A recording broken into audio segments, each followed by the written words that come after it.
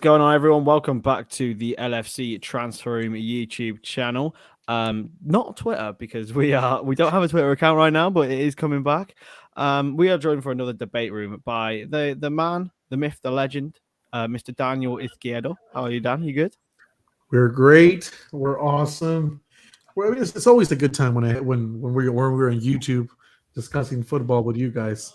So yeah, let's get ready. How are you, Kris? Nobody asked you how are you doing. How are you, Kris? I'm good, mate. I'm always good. I'm always good and happy to be on the live. We're also joined by one of our great stream guests, Bob. How are you, mate?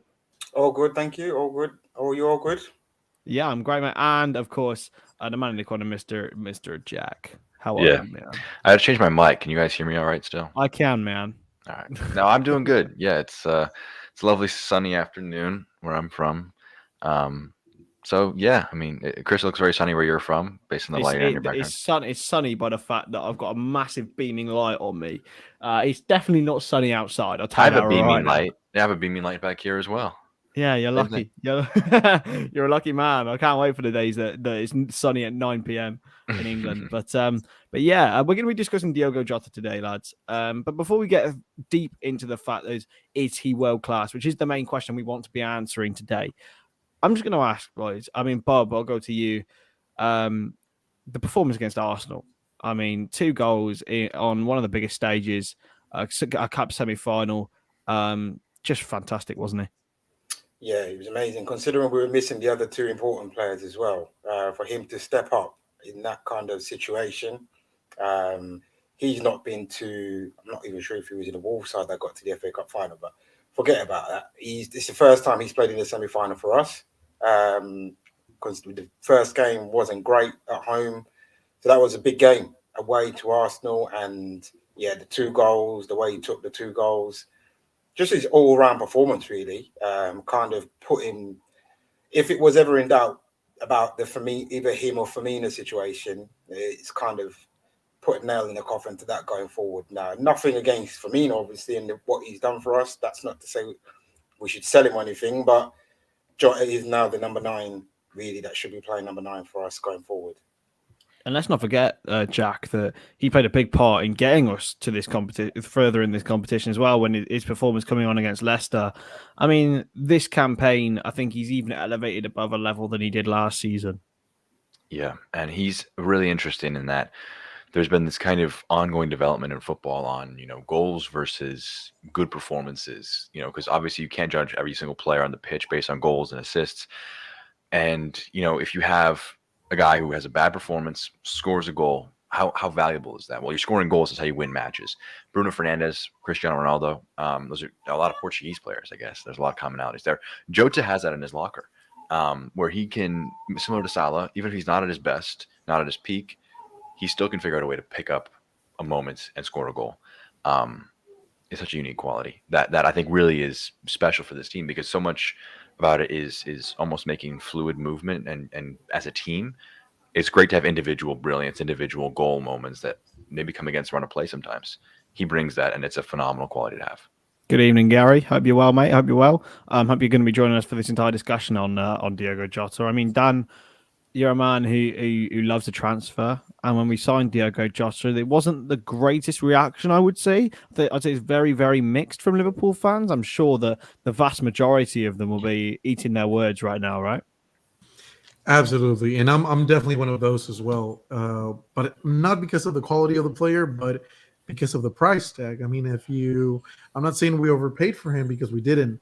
We actually paid right in the money for Jota. We're going to end up paying £50 million, £55 million for Jota, because it's like a $45 million deal plus a $10 million deal in bonuses.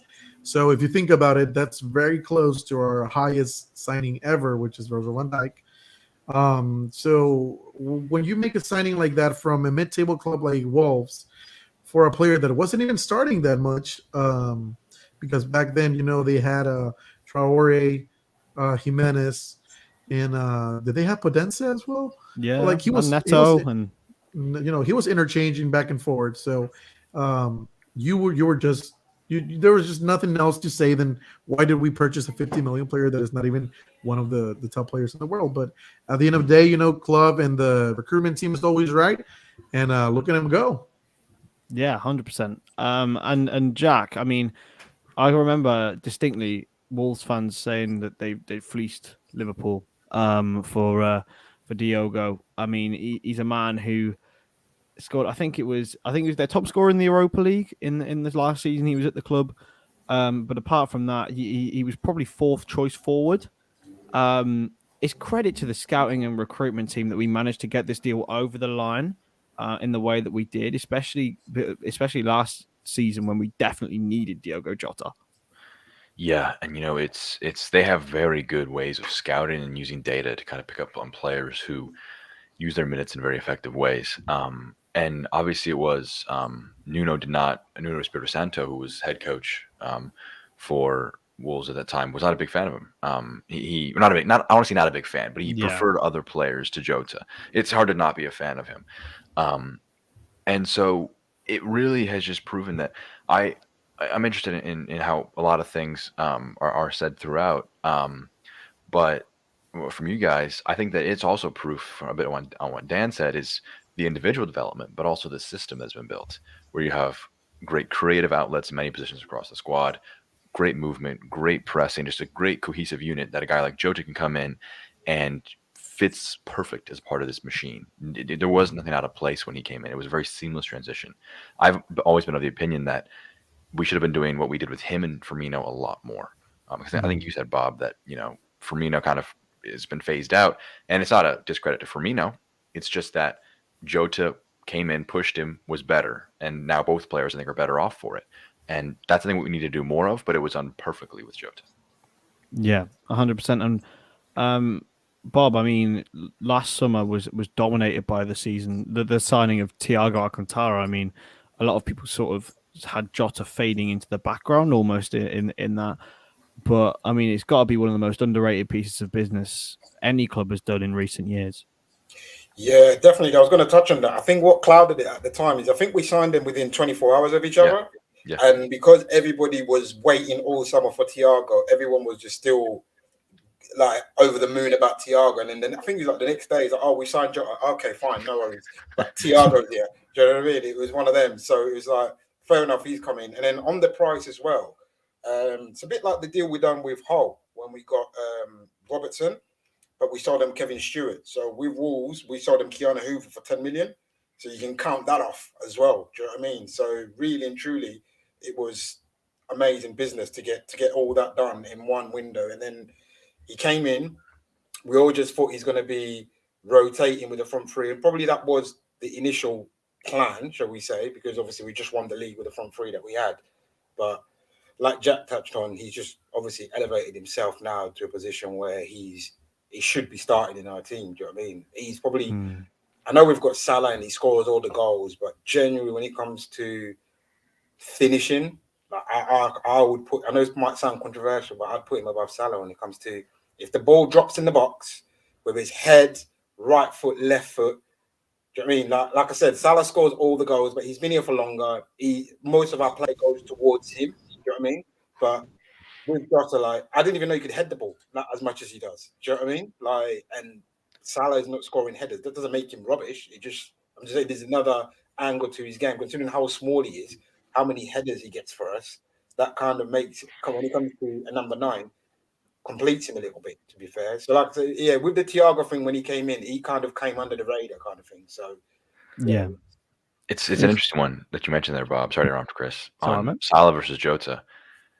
And some people get mad at those kind of debates. I'm a huge fan of them. I love that you can have such great competition at the top end of your squad. Like Salah Mane, people are like, oh, you have both of them. Why can they? I think I love that you can actually have that kind of debate. I would always take Salah, but I think you make a great point on I think especially last season, kind of season beforehand, one of my biggest frustrations was we would cross the ball into the box. Who are we crossing the ball into the box for? I mean, all the guys are super short. Jota kind of added an aerial element into the area that just, I mean, some of the headers he scores are just absolutely unbelievable. The Tottenham one, man, unbelievable. Was just unbelievable. I mean, I'm just going to chat on this. Sorry, Football Talks. It's taken a while to get back to your comment, but we have got a video going out next week on Fabio Carvalho, an interview with a Fulham fan. So make sure to stay in tune for that. But yeah, we're going to get and also, sorry, boys, to interrupt you. The podcast is bringing Jack Collins, who's also a Fulham fan. Same guy. Oh, we're talking about Jack Collins, the Jack Collins. Okay. Yeah, man. Okay. Yeah, he's coming on for an interview on Tuesday, so that's gonna be good. Oh, And good hopefully too. we can get him. Yes, Nath. That's this.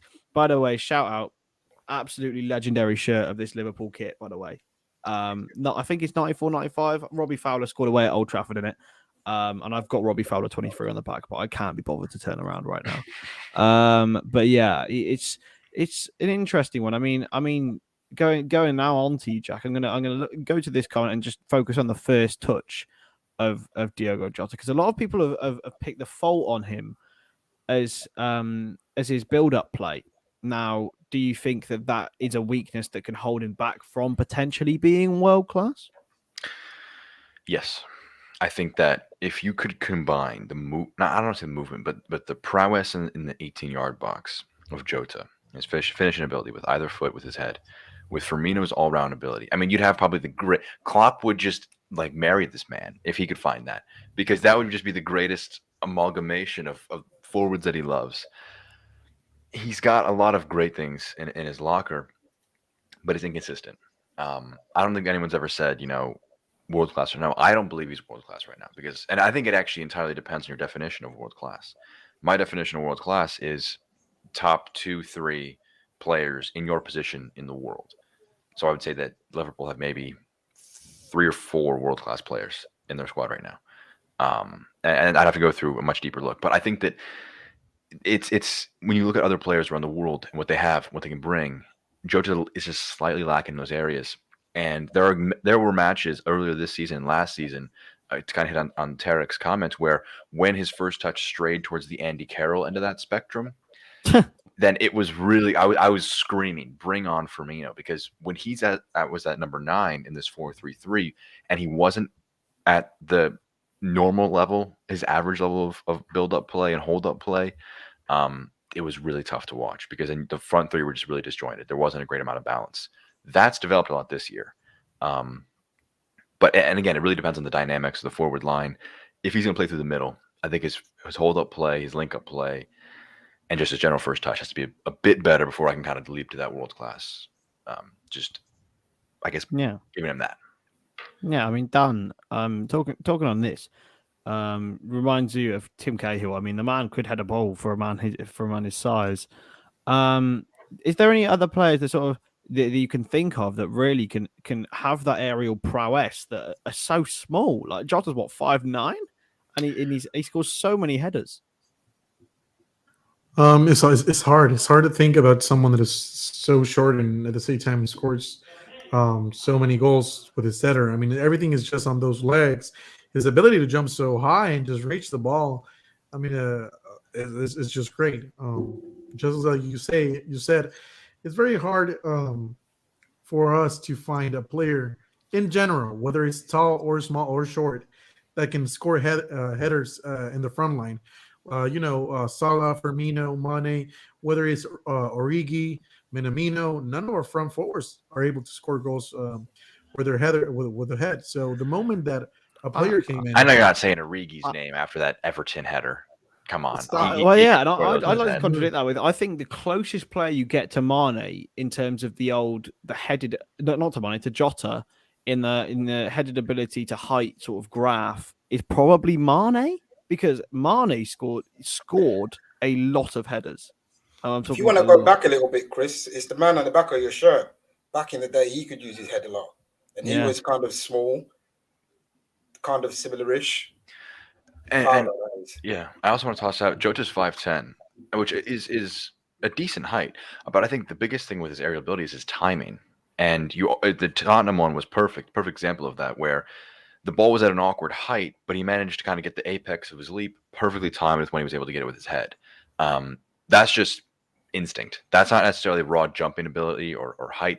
Cristiano Ronaldo is a very tall guy, but he also has mastered the ability to just time his leaps perfectly. So he's hitting it with power, hitting it with precision when he's in the air. And Jota must be some of the Portuguese water, I guess. He's learned that from him as well, or not learned, but he's also drawn that from him. On that though, before we did a few streams. I was also agreeing with the fact that Jota was world class, but you do see that every game he is developing more and more over time. There's more for him to improve. There's more for him to explode. And yes, he is getting tons of goals right now. I think he's averaging almost 1 goal every 2 games. So is he a top player? He is. But just like Jack says, there's still more to go. He's not there at that world-class level yet. And in fact, I remember I posted something like that on the Twitter back when we were still unsuspended, but we're coming back. And there were so many people just arguing and saying, no, he's not world-class. He's not world-class. One thing there is that he is a top player, of course, but world-class yet, still a little line that he has to cross, you know? Yeah. Definitely. I mean, I'm going to, not many people will want to do this, but I'm going to take a little trip down memory lane to 2020-21, which is a season that many Liverpool fans will want to forget. That didn't happen, Chris. That season did not happen. We won the Prem last year.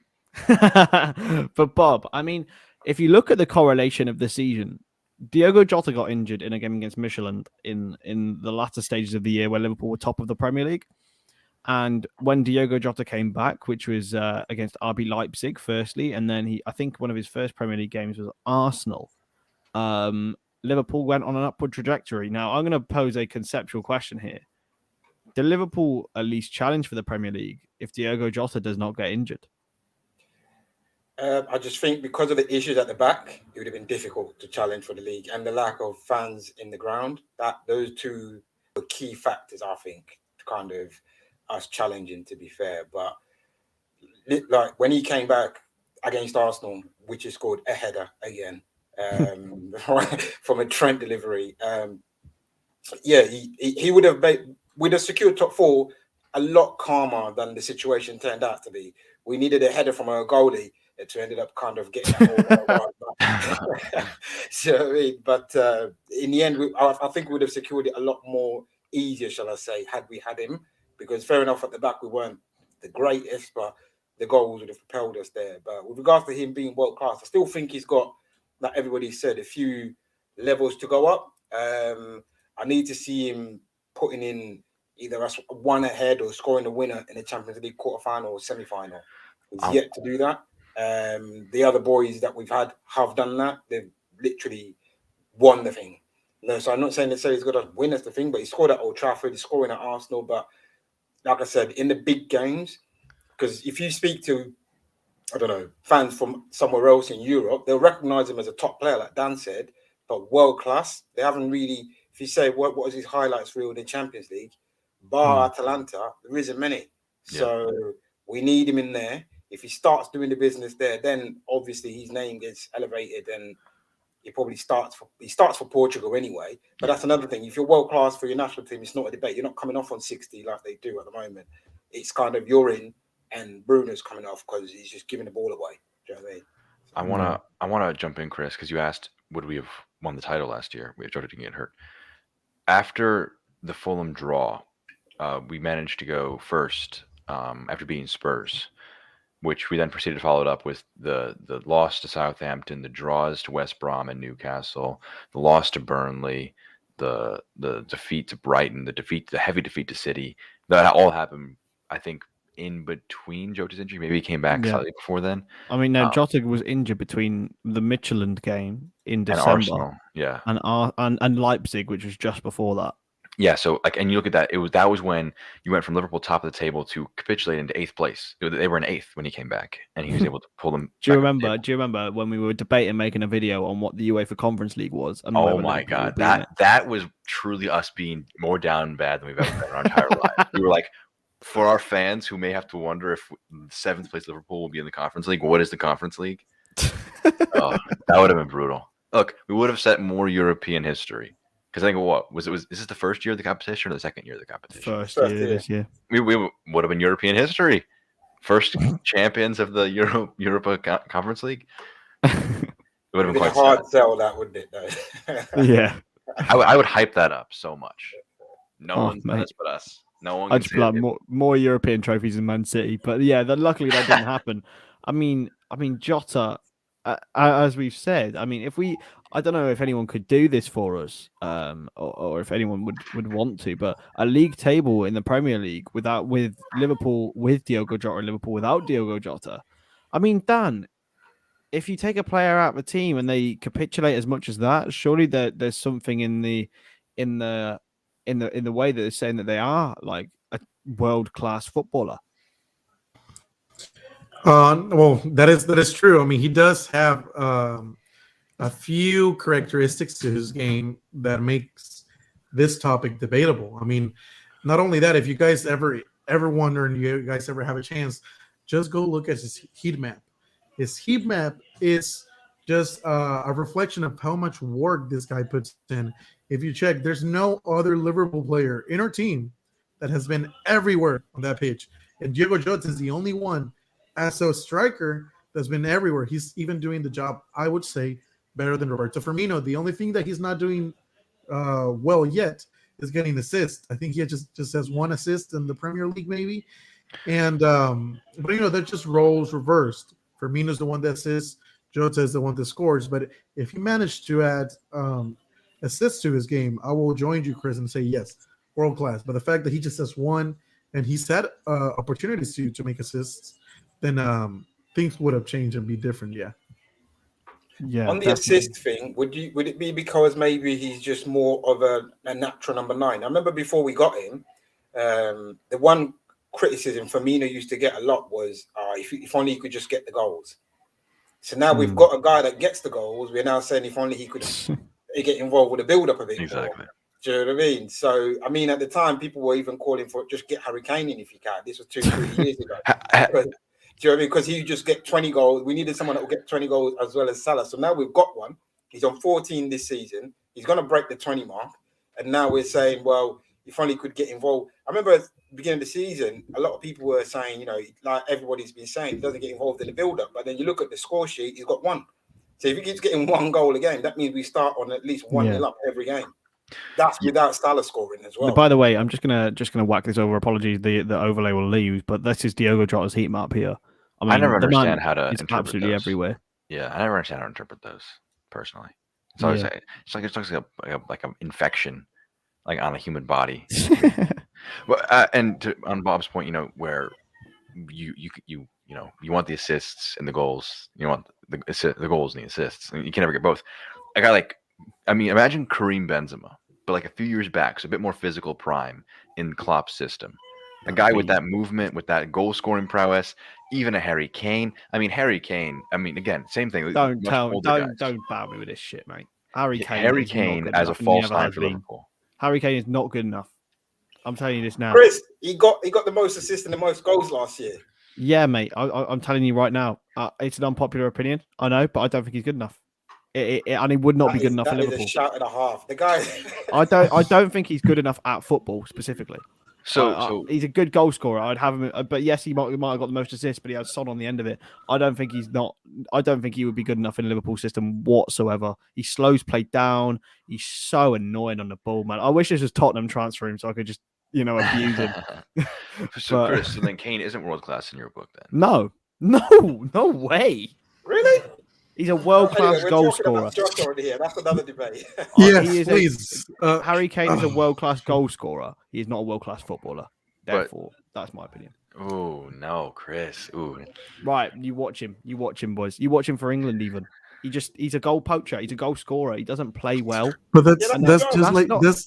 I would say that's like saying Trent Alexander-Arnold is a great assister, but he's not a great right back.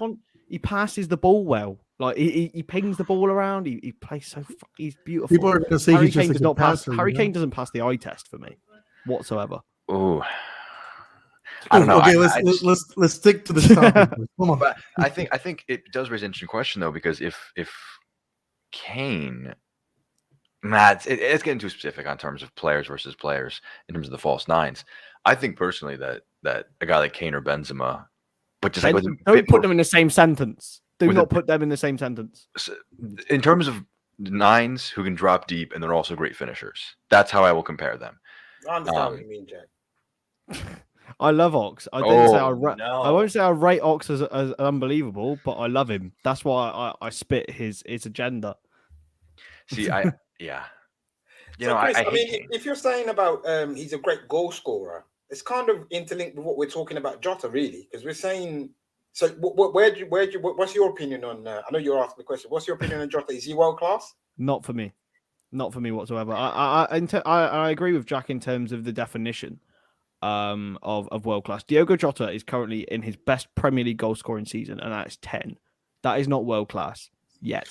All right. Is it safe to say that he's the best striker in the top 5 best strikers in the league? Top 5, yeah. On current form, yes. Well, 3, but- top 3? no. No? But in the goal scoring charts, technically, but Yeah, well, yes. I but was gonna say. in terms of talent, Who do we think is above Jota right I would now? take Kane ahead of Jota. no. I think in terms of strikers, he's a better striker than him. Okay, I do agree that In Harry Kane what, is a on world-class form? player. On form. No, I'm not on form. So this is a question of Okay, is he world class on okay. form? I don't believe he can be world class on form. World class is a Yeah, level of class is talent. permanent, literally. Yeah, I mean, his best goal scoring season came in the Championship with 18 goals. I don't think you can even be in the bracket and be considered to be world class if you don't score more than 20, 25 goals a season and whatever. I mean, the only exceptions, like in the forward line, would be players who set goals up. But you can't be really in that consideration for me unless you score more than If that. you're considered in the top 3 best strikers of the Premier League, would you say that you're world class? Well, actually, I in my opinion, right, world class is in the world, like expands beyond just the Prem. Including Benzema, better forward. Harry Benzema, Kane, I would better take forward. over anyone. I Benzema would be the prime. Lewandowski, same boat. And these are older guys. Like the 3 guys that I would have better are all 30 plus. And these are guys who are in their literal primes and the best of the peak of their powers. I agree with this. And this is pro gamer. I said programmer the first time I read your name. I think that he's a phenomenal presence. But I think Harry Kane's like, I would love to see someone like him. Harry Just Kane someone does not turn up in big games. so all Where round. was he in the Champions League final? He was the worst player on the field. That's the only big game he's had. True, Yeah. true, to be fair. Actually, That's yeah. not really good his point. fault, do you know what I mean? He was hurt too. He was That's hurt. not really down to him. Also invisible in the Euros final. Yeah, That's no. all of it. Listen, I'm not an England fan. I'm just saying that overall, if Harry Kane was on the market, and this is before we had Jota, by the way. I'm talking about let's talk about last season. Let's not talk about when all this Man City stuff started and he's kind of deteriorated a bit. And there was a comment that flashed up saying what none of a nice bloke that he is. We're not talking about how good a bloke he is or not. Suarez was not a good bloke, but we all loved him. Do you know what I mean? Like, Yeah. so if someone puts the ball in the net, no one cares at the end of the day. So That's a good point. But we are not considering the fact that Harry Kane is such a physical player. He does bring that attribute that Lukaku kind of has in the game. He's not only a goal scorer, he's physical. And I want to jump in. I don't agree with the comment from Halo. I don't believe that. I think Kane's almost less of a striker than Jota is. Come on. I mean, this one is going to be a fun one. Kane just Come has more to his on. game than Jota does. No. Who's better for I the mean, I would say he Well- does right now overall based on previous evidence, but going forward, there's only one man you could convince me to have in my team, and that would not be Harry Kane. Oh, okay. Look, It would be Jota over Kane right now. right Going now, into the right now, of course. going right into now. the next 5 years, 100%. no, This is a great comment. It's horrible. Bob's probably got the best name out of all of us. So Bob's get a over it. phenomenal name. Your I didn't even name's see the comment, to be honest. It just flashed up really quick. your name. This guy's name is Nath Man. That's a whack ass name. Nath Man. No, but I we think it still might be love you Nate. for being on the YouTube. Though. We still love you for being. We here. still love. So No, we love you. We love you. subscribe, Nath Man, so you can keep bullying Bob later on. Okay. No, you can What? bully me. He's an Anfield agenda man. I recognise him from the comments on Anfield Friendly agenda. bullying though. Friendly bullying, not actually. There we go. There we go. I love you lot in the comments, man. You're incredible. I want to pull a comment from earlier. Actually, we should have had Owen on here. Owen saying, "Hope no one is denying. None of us think Jota is world class." So Everybody had just Yes denied is the that operative he's not word. world-class. Owen, Denied. Owen would be losing it. Yet is the operative word for No, me. but just playing on the other side, guys. Like, live for real. Like, who do we think are the top 3 best strikers right now in the league? Forward striker, what do you want to? No, Well, just striker. in Are my we opinion, talking on current form or overall? Current form. Because I do think Jota is in that top 3. Yeah, And if you're 100%. top 3 in the best league in the world, you have to be world class, right? I'm just Is it asking. the best league Yeah, in the but- world, though? Dan, Yeah, No, I think it is. It is. that begs the question, though. If I walked out there and I was able to, I'm pretty tall. I'm 6'6", and I just got on the end of a couple of headers and scored 4 goals in about 5 matches. Had a great goals per 90 minutes ratio. Was one of the most on form strikers in the Prem. I'm not world class. I'm terrible. I'm terrible at football. But I just happen to be in a good vein of form. Now, I'm not comparing my abilities to Jota. He's far I mean, if more. we're talking top 3 strikers in the league, Yeah. overall, Yes. Yes. Current form. overall, on current form, even now, Mhm. I mean, Jamie Vardy is a player who I would say. I would say even, Jota's most on form out Jamie of anybody. Vardy. Yeah, he's got 10 goals Premier League Right. this season Has he really? Yep. No way. in I very know, right? limited minutes. Has he Very really? limited minutes. No way. Wait, but like, of course, and we're not going to be counting Mo Salah in the conversation. Sorry, 9 goals in the Premier League. Even so, in limited minutes, and he's still out for 8 weeks. That is for me a striker with definition. Like he is at limited minutes. He is 34. Okay, that's okay. What's his number 2 then? Are we counting Salah?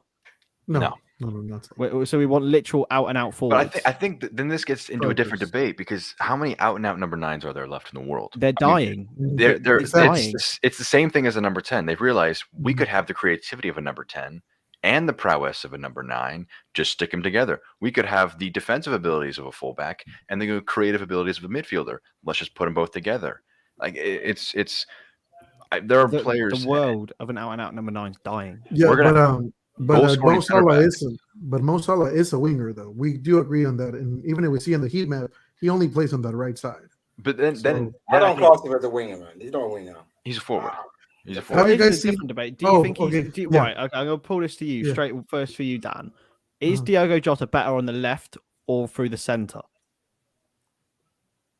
Oh, I'm gonna need your guys' help. It's difficult. I mean, your guys' help on this one. I'll say through the center if you need help. Yes, go Bob. I'm just trying to figure out that. I'd say through the center. He's rarely done a stint on the left, really, because Mane's been available most of the time. But when the 10 goals that he's got, I think most of them have been when he's playing down the middle instead of Firmino. So I'd say that kind of backs up that I personally think that he's better down. But do you guys remember last season he was playing on that, despite not getting goals? Okay, let's just take goals aside. Just performance-wise, he was so deadly on that left side when he was playing as a winger. He's just so good. And a lot of people were saying we don't need a winger anymore. We can just have Mo. We can have Jota. We just need a striker now. But like now things just revert only because club is playing him as a striker. I mean, look, last season in 10 matches on the left wing, he scored 3 goals. He's going to transfer market. In 12 matches through the middle, he scored 5 goals. So margin, like 2 more games with 2 more goals. He also just plays on the right sometimes, doesn't he? He scored 3 off of the right, 6 matches off the right. Can we not do that again? This season. Right. Just show that heat map again, Kris. Just show that heat map. So this season, in 20 matches through the middle, he has 10 goals, and in 5 matches off on the left, he's got 3 goals and 2 assists. He's just he naturally shifts to the left-hand side. Because he's right-footed. It is good, right-footed, yeah. And look, also, Trent can ping balls across, and he's at the back stick because he's on the left-hand side sometimes. You know, that could be an argument, but at the same time, he's just a fox in the box, isn't he, sometimes? Well, can someone tell me who's the number 2? Can we just stick to the top 3 strikers in the league? But who's the number 2? If we're talking number 9s, I mean, like players Cristiano Ronaldo is another one. Like, he's a number 9. He's right now in current form. He's got 8 Premier League goals. If we're talking goals in Premier League out and out number 9s, I'll give you that one. Yeah, that's actually true. He's one of the best strikers. And I mean, how many number 3? How many strikers are there in the league, Dan? Exactly. That's the question you have to ask. You can't just be you can't just be because there's no strikers. You're the best striker because you're the only one there.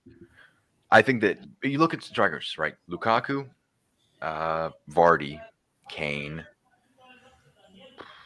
But remember how people were saying that Firmino's the best false nine in the world, but there's just like 3 false nine in the world, you know?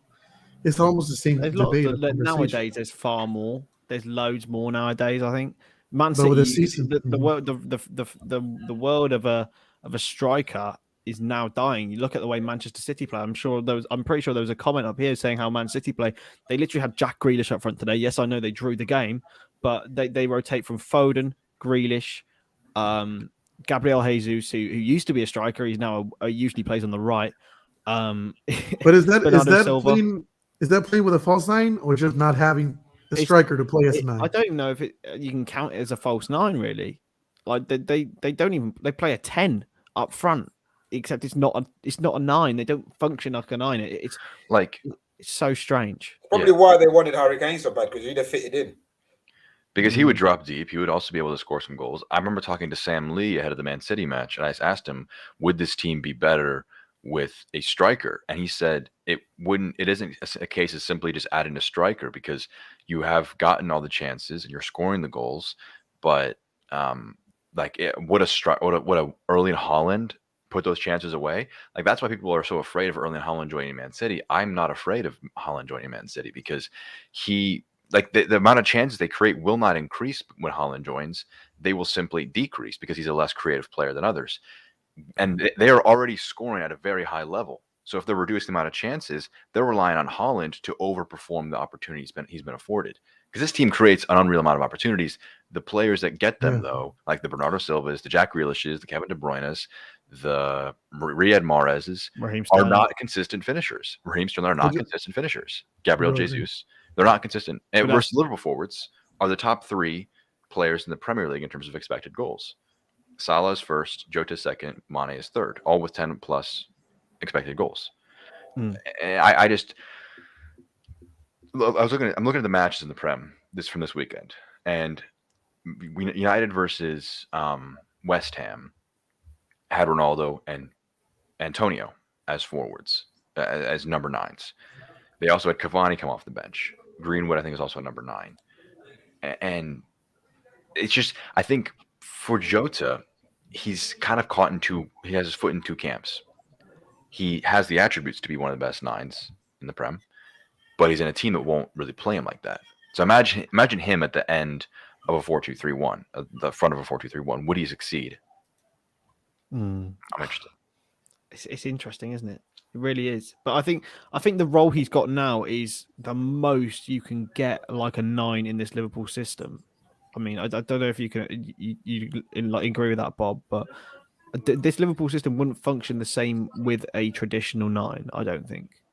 Like, I'm seeing Vlahovic. Sorry to jump ahead. Not, but I don't know, because when Klopp first came in, obviously we will never know what would have happened, but he really liked Origi, and before Origi picked up that injury against Everton from Funes Mori, I think it was. Mm-hmm. I wonder what that would have turned out to be, because he was really into him over Sturridge at the time. Origi is effectively at the time he was a number 9. He was quick. He could hold it up. Maybe his plan was to mold him into his own other version of a Lewandowski kind of thing. So I think maybe Klopp would play to the strengths of the player. Like, I know he's got a system, and the system is kind of the fundamental with the structure. But at the same time, he likes the players, as he always says, to express themselves.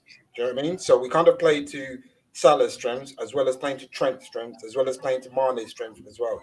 So I think even like a Haaland, I know people say maybe he wouldn't fit in because of how he is, but he's young enough to mold him into how you want him to be. I'm sure if someone showed you highlights of Jota at Wolves, you would have said there was no way he would have fitted in. He was a counter-attacking player. What is he going? As we said at the beginning, when we signed him, everybody was a bit like, yeah, fair enough. No, like he's coming in to basically be a sub.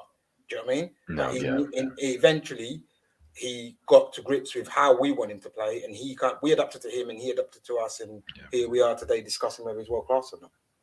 I also don't think that we should view players or this system as a completed product. I know we had a debate back last season where should we move away from the 4-3-3, because we were, again, down. There's going to be a video on that soon, by the way.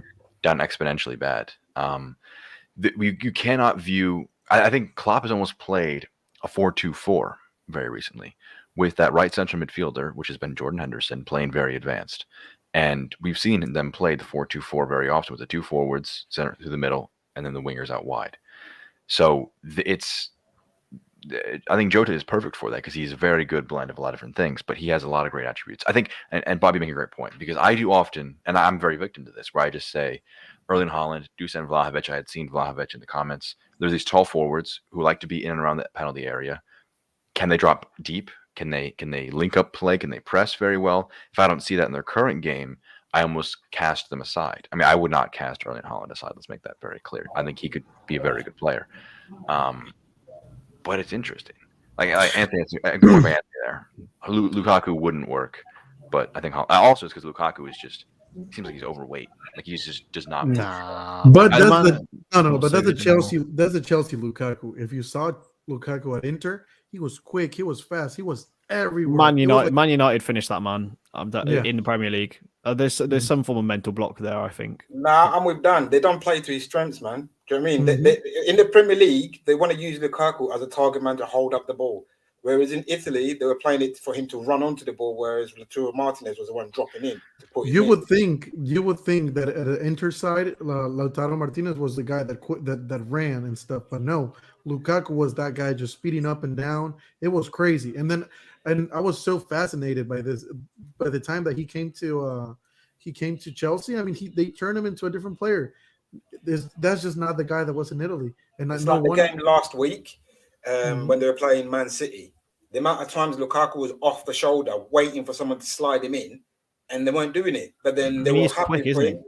You know what I mean? But they were happy for him to just hold it with his back to goal, and then Tuchel was going to say he needs to do more. I'm like, well, that is not how he plays, man. Like, the problem is because he's a big lad, everyone just thinks, like he should like, hold up the ball, physical, and all the rest of it. Yeah, but he's not that. He's not that. Whenever he backs players down and does it successfully, there's no one who can stop him because you cannot physically stop him when he backs into you, just takes a touchdown and shifts it either side. Like it's unbelievable when he does that. I remember watching, it might have been the Europa League semifinals in 2021, where he just backed down a Sevilla defender. Maybe it might have been the final, and just backed into him, spun, and just finished past the keeper. And there was just nothing they could do. It'd be interesting to have someone with just a physical size like that. And I think Lukaku, and it's again a very different discussion, but how players play in current systems, every player is a system player in the entire world. You know, Salah plays as a right winger, but he cuts inside very often, drifts inside, has Trent behind him. It's just every player develops from their system. I think Martinez would be a very good one. I saw that comment from Ayush. I think he'd be a very, very interesting fit up front for Liverpool. Also, and I think Humors or someone, no, it was Haler said something about expected goals. I was checking it earlier. I think Diogo Jota has a 1.1 expected goals. If I'm not wrong, can someone check? But I think it is 1.1 expected goals. And then he's scoring 1 goal every 2 games. So I'm not sure. It's not really showing. It's basically, if anything, it's telling you that he's missing more chances than he's supposed to have scored. Yeah. So because that shows he can improve, though. That shows where his improvement comes. That's what we've all said throughout this debate is he can improve. His that XG, means that he's not world class yet. His XG in the Prem is 11.5. So if he had gotten as many as he was expecting, he was supposed to score 11.5 goals. He has scored 10. So he has slightly underperformed, which is, I mean, it's just a little bit. It's not that much. Yeah. I'd argue that's good news for Liverpool though, because if the man's underperforming, I think that's what like teams will notice because he clearly that's the space to improve and he's getting the chances, and that's why it's a completely different debate on Mane. But that's why I say he's not finished yet. I'm not going to run to the hills with positivity for him underperforming because I have to imagine like 80% of those 1.5 XG is that miss against Wolves where he plunked it into the defender on the goal line. I have to imagine that must have been like a 0.8 expected goal opportunity. So it's safe to say that all 4 of us agree that he's not world class yet. Then after all the stuff that we've spoken about, I mean, it's clear that there's the room for improvement is. Yeah, huge. I think the key word as I mentioned is yet.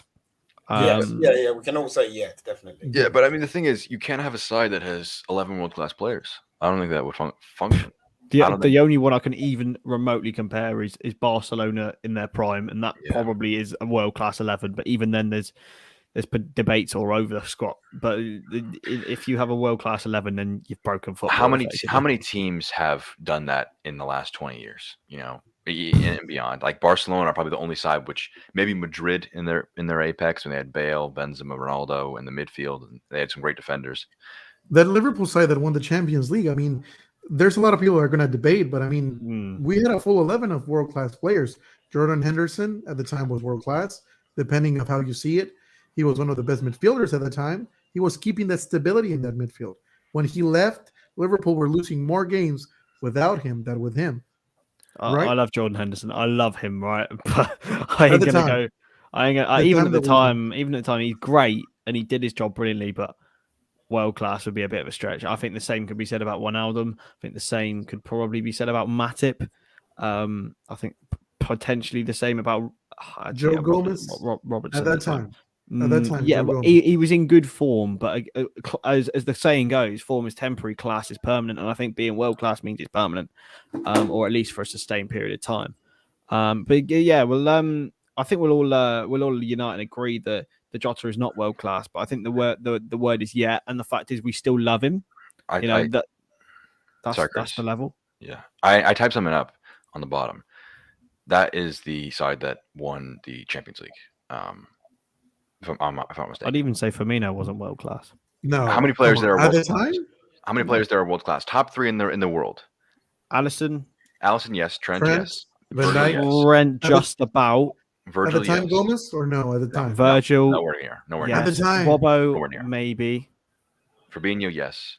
Not even Fabinho then. Salah, you yes. look at those names, you just think to yourself, if the financial situation didn't happen with the top clubs, the world class clubs, Real Madrid, Barcelona, are they interested in Roberto Firmino? I think they are. So then that means the world wants him ish.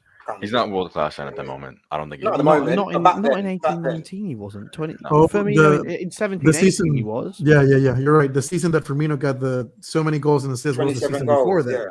Yeah. Was the season before that? Then? The season before, well, Bobby scored 12 goals in the Premier League that season with 7 assists. There's still 19 goal contributions in the Premier League, which is unbelievable. Anthony, still, who is not world class in this? Gomez. In this at the time. No, man. No, at the time he was no chance. No way. Or at least the 4th best center back in the league. He was in good form. Like Jota is in very good form now, but you can't say he's world class because he's. What about Joel Matip right now? Would you say Joel Matip now is world class? No, because he's injured all the time. He's injured all the time, man. He's in very good form. He's not injured all the time. Not last season, not this season, but in seasons previous. And I think what we have said is his class is permanent. Okay. And this season, he's been great. He's been probably better than Van Dijk this season. I think that's pretty much a unanimous thing across the fan base. He was man of the match in the final, wasn't he, Matty? He's all right. Joel Matip. I would say he's world class right now. He was man of the match in the final and got an assist in the final. Can we remember? I mean, Divock Origi scored in the final. I wouldn't call him world class, No, that's fair enough. But Joel Matip got man of the match and an assist in the final. So here's this team for this year right now. How many of these players are world class? I'm saying Allison. No, I'm not saying Allison. You're not. Maybe Allison. Maybe. Trent. What? Van Dijk. Robertson. Mane. Fabinho. Mane. I would go as far to say Mane is not nowadays. Is Thiago world class, Kris? Because he's injured all the time. Wait, but like I think Kris. I think Thiago's proven it. Thiago's proven it over probably a decade now. No, but like I think Chris's description of world class is the long-term description of being world class. Yeah, so you don't think someone can be world class in one season? That they can have world class form, but that doesn't mean that they are world class. Yeah, I sort of get that. You've got to kind of be able to do it over a consistent period. I mean, to be fair, and contradicting myself, Harry Kane has had world class form for multiple seasons. I would just say he isn't world class anymore. That's all I would say. Going back on that debate. Here's my list of world-class players. Alisson, Trent, Van Dijk, Robertson, Fabinho, Thiago Silva.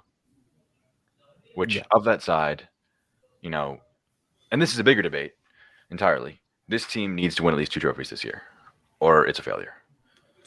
Because you look at that and you say, how many teams can you say and line them up? Alisson, top 3 keeper, Trent, best right back, Van Dijk, I don't want to say best center back, but Van Dijk is up there. You have to contextualize it with the fact that you have probably the best team in modern history in the same division as you.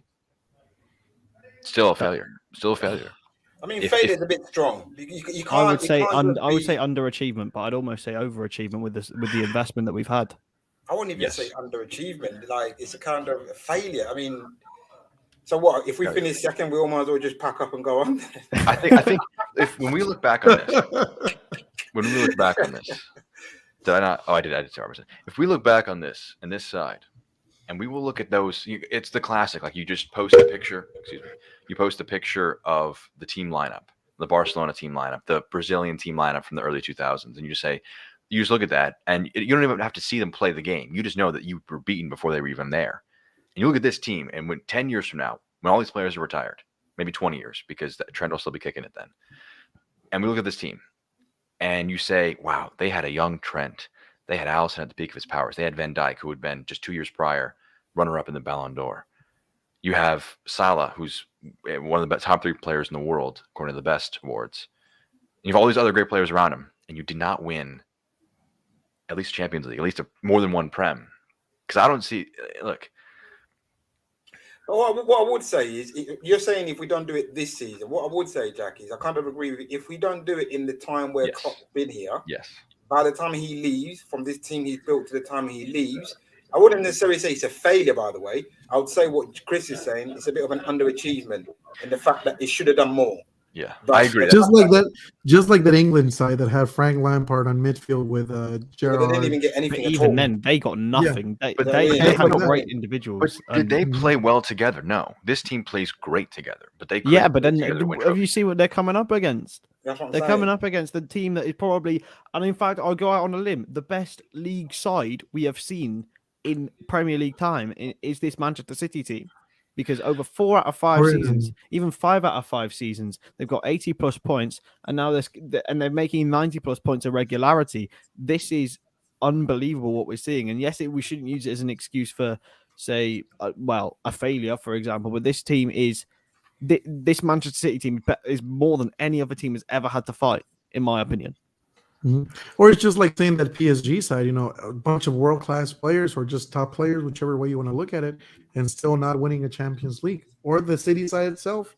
But the City side itself actually have tons of world-class players. Over 38 games, you will not find a better team in history, in modern history at least, in my opinion. Even in history, actually. I'd go as that far Arsenal, as say that. That Arsenal side, the Invincibles, no? Because they had City beat them. City beat them, man. I agree. I agree.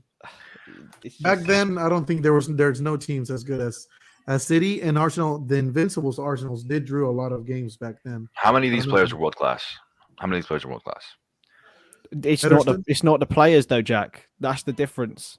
That it's the system and the way that they work together that is world class. I'm not saying the Liverpool system isn't as good, but Pep Guardiola's got it so well oiled that and so they've got the investment in depth that they can chop and change as they like. And the only season they've had injury problems is the season we won the league. And even if they didn't, I mean, we still would have beaten them. But like, which side is better, Kris? Liverpool's or Man City's? On paper, the starting 11 Liverpool's is better in my opinion. But the squad is not. On paper, starting 11 ours is better. But in squad terms, no, on paper is everywhere else.